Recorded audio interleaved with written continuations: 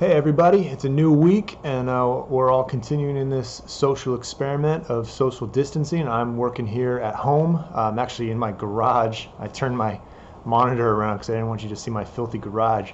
But we're all in this together doing what we can, and what I can do is keep you updated on the mortgage market.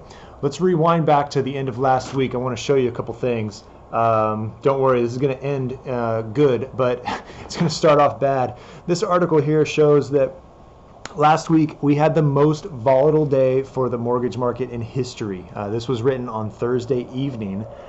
This was after the feds came in and bought more mortgage bonds in a single day than they ever have.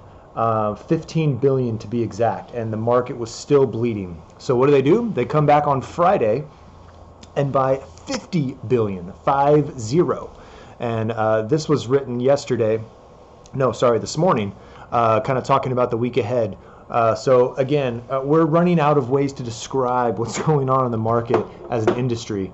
But if you guys recall from the last financial crisis, the feds talked about using their bazooka, which was kind of their figurative term of trying to find a normalcy in the market with the tools that they had.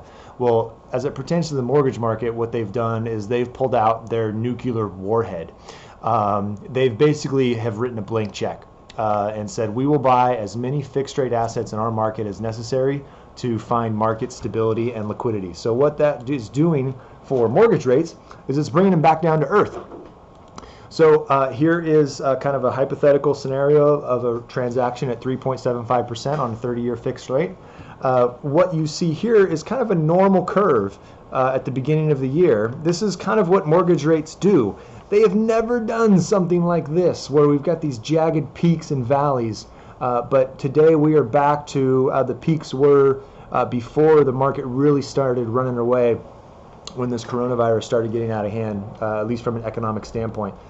So my message to you is more urgent than ever, which is if you've got your eye on a refi and you want my finger on the pulse, let's get an application in. About a half a dozen of you got some in last week. I'm working my way through those. Some of you I've already locked rates on based on today's market. Some of you I feel like, or most of you I should say, still have a little bit farther to go before you get to your targets. Everyone's situation is different.